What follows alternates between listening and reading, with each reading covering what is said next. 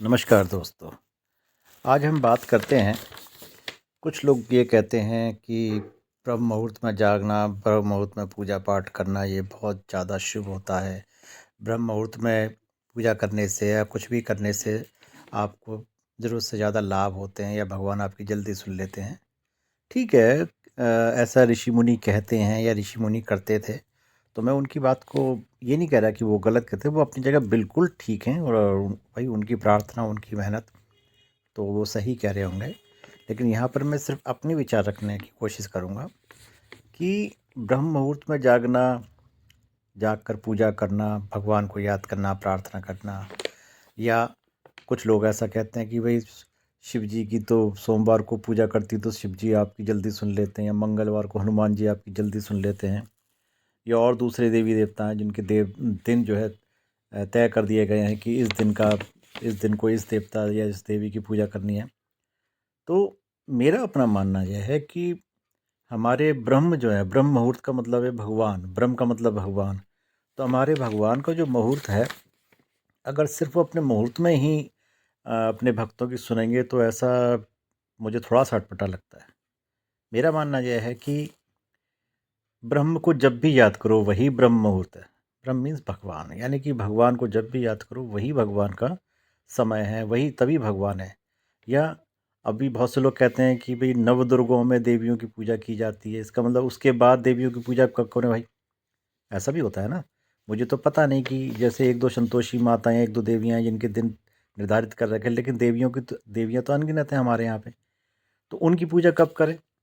इसका मतलब वो देवियां हमें फल नहीं देंगी क्या? हमारी प्रार्थना को स्वीकार नहीं करेंगी क्या? तो मेरा मतलब ये है कि फिर मैं वही, जैसे कि मैं अपने अक्सर वीडियो में कहता हूँ कि आप ब्रह्म मुहूर्त में करें या ना करें, ब्रह्म की, भगवान की पूजा कर रहे हैं, किसी भी देवी देवता की पूजा कर रहे हैं, तो आप उनके निर्धारित दिनों में करें या ना करें, आपको पूजा करने के लिए, प्रार्थना करने के लिए एक ही चीज़ की ज़रूरत होती है सबसे ज़्यादा, और वो होता है आपका खाली मन। आपके मन में किसी तरह की गंदगी ना हो, तो आपकी पूजा समय से या जब आप चाहोगे तब आपकी पूजा सफल होगी ही होगी। लेकिन अगर आपके मन में दुनिया भर का मैल भरा पड़ा है, किसी के प्रति धोखा देने का, किसी का बुरा करने का, किसी के प्रति तुम जादू टोने कर रहे हो, टोटके कर रहे हो, तंत्र विद्याएं कर रहे हो, जो भी कुछ जो उल्टी सीधी चीज़ें होती है वो सब कर रहे हो, तो यकीन मानिए आपकी पूजा कभी सफल नहीं होगी। तो इसलिए आप चाहे ब्रह्म मुहूर्त में करें या ना करें, कभी भी करें, शिव जी की पूजा सोमवार को करें ना करें, हनुमान जी की पूजा मंगलवार को करें ना करें, बस पूजा करें, भगवान को याद करें। मंदिर जाने से आपका मन शांत हो जाता है, आपकी एनर्जी शुद्ध हो जाती है, ये बात सच है। लेकिन अब मंदिर से बाहर निकलते ही अगर आपने फिर अपने दिमाग में गंद घोल लिया कि अब घर जाते ही मैं उसका ये करूँगा, मैं उसका वो करूँगा, उसके संग गंदा करूँगा, धोखा करूँगा, जो भी कुछ करना है, व्हाटएवर यू लाइक, तो फिर आप मानिए कि आपकी पूजा सफल नहीं होगी। क्योंकि जैसा मैंने पहले एक वीडियो में कहा था कि जब राक्षस किसी देवी देवता की पूजा करते थे, उसको प्रसन्न करते थे, तो वो अपने, है ना, सारे राक्षसों वाली हरकतें ख़त्म कर देते थे। वो मीट मांस नहीं खाते थे, वो लोगों को परेशान नहीं करते थे, वो कुछ नहीं करते थे, वो सिंपल अपनी भक्ति करते थे, जैसे उस देवता की, जैसा कि वो जानते थे कि भाई इस देवता के लिए मुझे इस तरह से भक्ति करनी है। तो उस वक्त वो अपनी राक्षसी प्रवृत्तियाँ छोड़ दिया करते थे, और उनको फिर उनको देवता भी खुश होकर वरदान दे देते। वो अलग बात है कि वो फिर वरदान पाने के बाद फिर दोबारा से राक्षस बन जाते थे। लेकिन राक्षस बनने के बाद, क्योंकि उन वो दोबारा से राक्षस बन गए, उन्होंने दोबारा से वो उल्टे सीधे कर्म शुरू कर दिए, तो उनका फिर मौत भी जल्दी हो जाती थी। कोई देवी देवता आ जाता था कैसे भी करके, चाहे वो दूसरे रूप में आ जाता, वर लेके आ जाता था कि अब जैसे होता है कि भाई अभी विष्णु जी रामचंद्र जी के रूप में आ गए या कृष्ण जी के रूप में आ गए, तो इस तरह से वो अपना रूप बदल के आ जाते थे और उनको मार मुर कर छुट्टी कर देते थे। इसी तरह से जो देवता है, महिषासुर है, या दूसरे जो राक्षस है, उनको देवी माँ ने आके उनको ख़त्म कर दिया। सॉरी। तो इस तरह से हमें अपने मन को साफ रखना पड़ेगा। और इस तरह के जो भक्त होते हैं ना, उन भक्तों को भी मैं थोड़ा बताना चाहूँगा कि हमारे चार प्रकार के भक्त होते हैं। जैसे कि अगर आपको याद हो कि कृष्ण जी ने, जब महाभारत देखेंगे तो कृष्ण जी ने भी अर्जुन को बताया था कि चार प्रकार के भक्त होते हैं। सबसे पहला जो भक्त होता है वो होता है आर्त भक्त। आर्त भक्त कैसे होते हैं? वो भक्त हमेशा अपने दीनहीनता के बारे में प्रार्थना करते रहते हैं, अपने कष्टों के बारे में प्रार्थना करते रहते हैं कि हे प्रभु मेरा ये कष्ट दूर कर दे, हे प्रभु मेरा ये दुख दूर कर दे, मेरा प्रभु ये कर दे, मेरा वो कर दे। ऐसे जो ऐसे जो भक्त होते हैं वो निम्न कोटि के भक्त कहलाए जाते हैं। ये कहिए कि उच्च श्रेणी के तो कम से कम नहीं होते हैं। दूसरे प्रकार के भक्त होते हैं अर्थार्थी भक्त। अर्थार्थी भक्त क्या होते हैं कि वो उनके पास बहुत कुछ होता है, वो सुखी भी होते हैं, उसके बावजूद भी वो अपनी जो पोजीशन है उसको और अच्छा करने के लिए कि हे भगवान मेरे पास अब मारुति कार है, अब मुझे भाई दूसरी बड़ी कार दिलवा दे, ये कार दिलवा दे मुझे, जो भी उनकी ये छोटा घर है अब मुझे बड़ा घर दिलवा दे।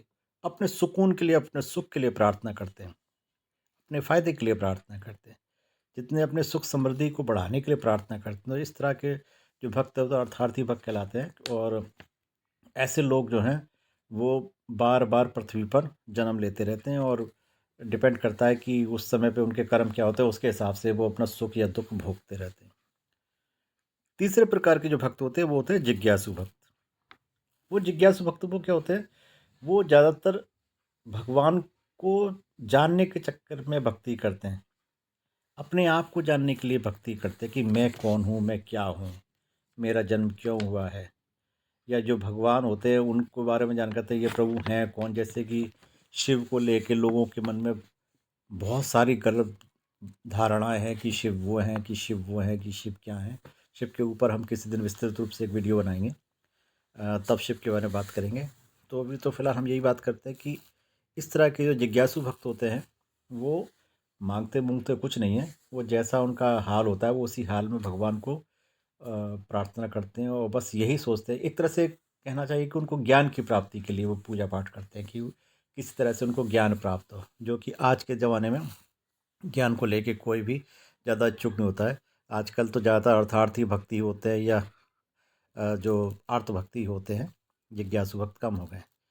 लेकिन ऐसे भक्तों को भगवान प्रसन्न कर लेते हैं कि एटलीस्ट वो यार मेरे बारे में जानना तो चाह रहा है, अपने बारे में जो एक कुछ ना एक अलग से जान रहा है ना, कि वो उसको किसी तरह की कोई इच्छा नहीं है, बस वो भगवान का लेके ही जितना है। किसी के लिए ना बुरा सोचता है ना कुछ सोचता है, उसकी दुनिया अलग हो जाती है।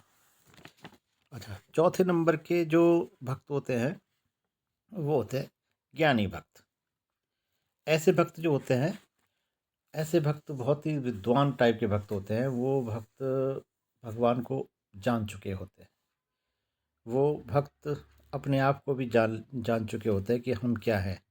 वो तो सिर्फ उनकी जो दुनिया होती ना, बस सिर्फ और सिर्फ ईश्वर में लीन रहते हैं वो 24 घंटे। उन्हें कुछ नहीं चाहिए, उनको किसी तरह का कोई मोह वैर और धोखा और किसी का कष्ट पहुंचाना कुछ नहीं होता उनके दिमाग में। तो ये होता है बस ईश्वर और मैं। और वो क्योंकि ईश्वर उनके अंदर में ही रहते हैं, इसलिए वो ज़्यादा किसी मंदिर में या किसी व्रत में या किसी इन झमेलों में नहीं फंसते कि भाई मैं व्रत रख लूँ या मैं कुछ कर लूँ, धूप बत्ती जला लूँ। वो सिर्फ एकांत में बैठ के बस ईश्वर में लीन रहते हैं। उन्हें वो अपनी सुध बुध खो बैठते हैं कि लोग शायद उनको पागल भी कहते हों बहुत सारे लोग, लेकिन वो अपनी सुध में रहते हैं, अपने अपने लीन में रहते हैं भक्ति में बस, और उन्हें कुछ नहीं चाहिए। ईश्वर को सबसे ज़्यादा ऐसे ही भक्त पसंद आते हैं कि उनको ईश्वर से कुछ इच्छा नहीं है, बस वो ईश्वर के ही उसमें लगे रहते हैं, 24 घंटे लगे रहते हैं। तो इस तरह से ये 4 प्रकार के भक्त मैंने बताए। तो अंत में वीडियो के अंत में मैं यही कहूँगा कि भगवान की प्रार्थना करें और बेवजह का दिखावा ना करें, लेकिन भगवान को याद करते रहें, 24 घंटे याद करते रहें। और 24 घंटे नहीं तो जब आपको वक्त मिले तब भगवान को याद करना कोई बड़ा काम नहीं है जैसे कि हम सोचते हैं। अब तुम अपने अपनी पूजा पाठ को अब डिफ़िकल्ट बना दो, क्लिष्ट बना लो कि नहीं भाई सुबह 4 बज के ठंडे पानी से नहाना है, तब मैं फिर पूजा करूँगा या करूँगी। तो फिर तो यार तुम अपनी अपनी पूजा को खुद ही क्लिष्ट बना रहे हो ना। भगवान कब कहते हैं कि यार तू मेरे लिए 4 बजे ठंडे पानी से नहा ले? अरे वो ऋषि मुनि होते हैं भाई, उनकी वगैरह तो तुम कर नहीं सकते ज़िंदगी में कभी।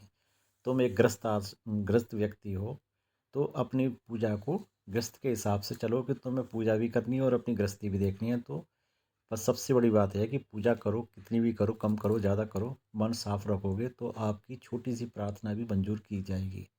और नहीं तो प्यारे लगे रहो ज़िंदगी भर नमस्कार।